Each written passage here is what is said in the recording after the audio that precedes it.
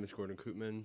I am the owner and coach for St. Ron Training.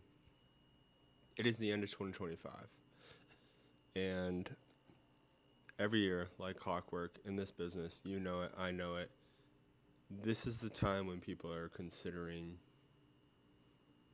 really revisiting a goal, whether it's health and fitness or not.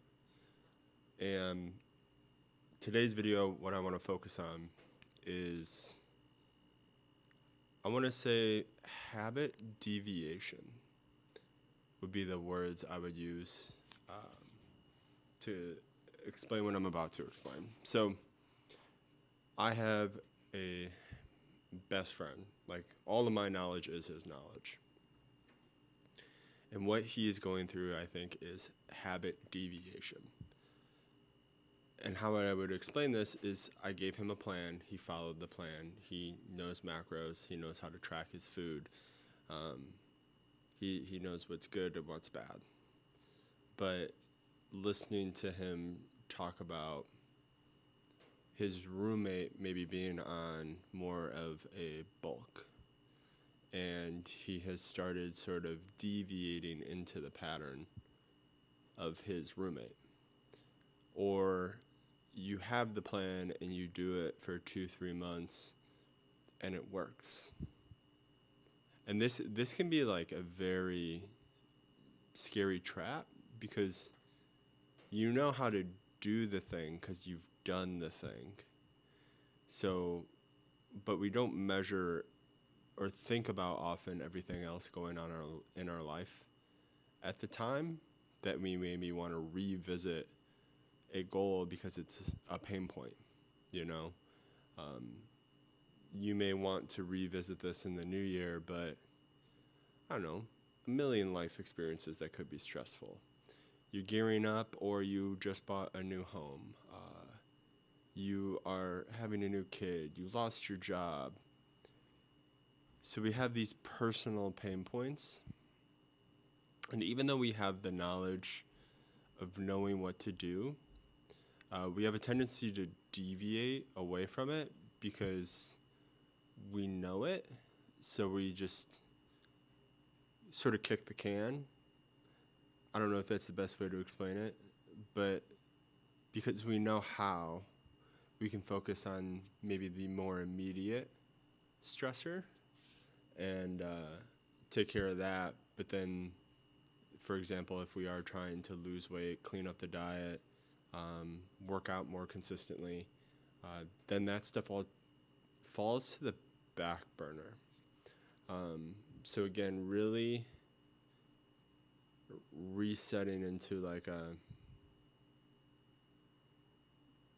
and it's different. Like, there's no one size fits all advice.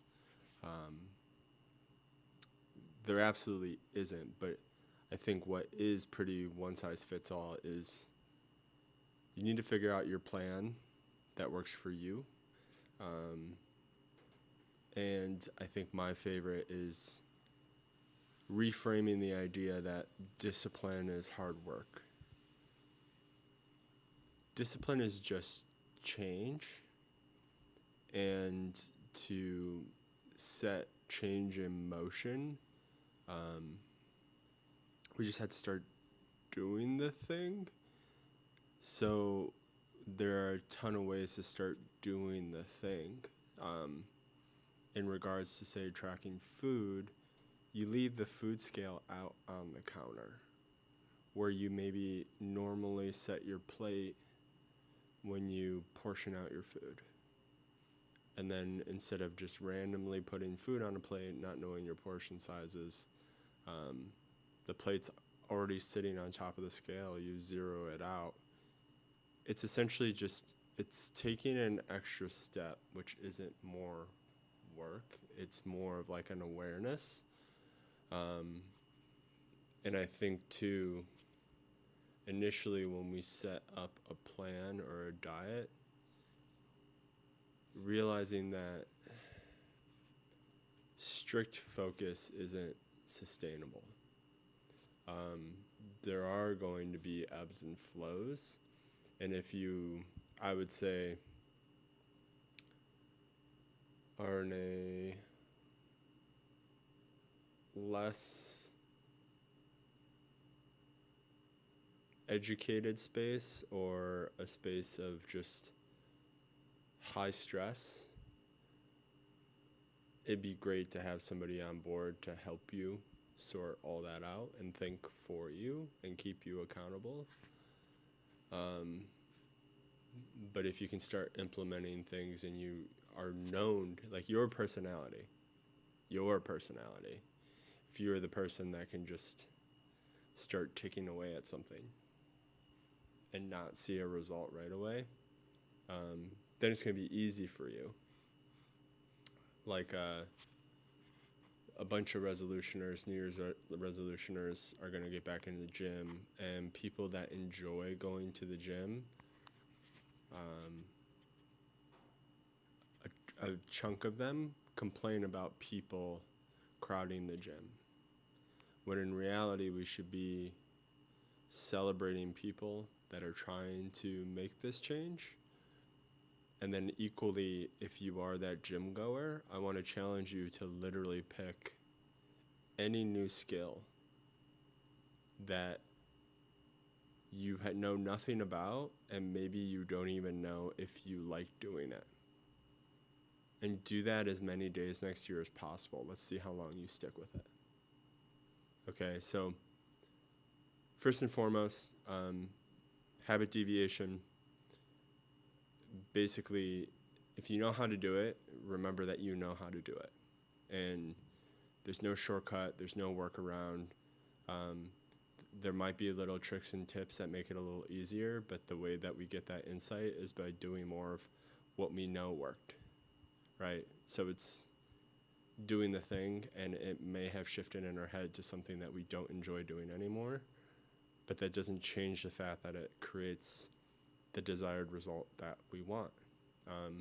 Have grace and awareness of your current life structure and stressors going on, and not using them as excuses, but just being aware of them. And if you can create solutions that work within those stressors, and then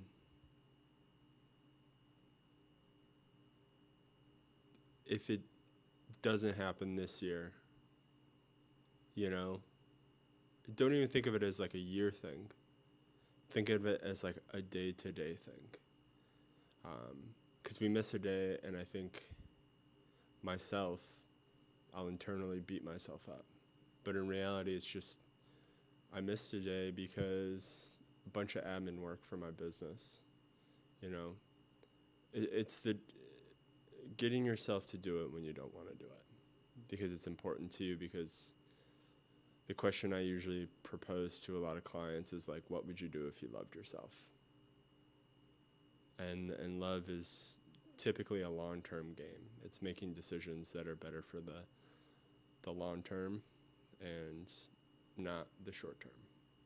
So everyone have a great New Year's Eve, and let's make 2026 amazing.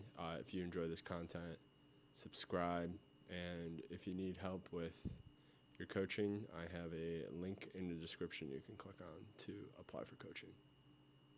Stay strong.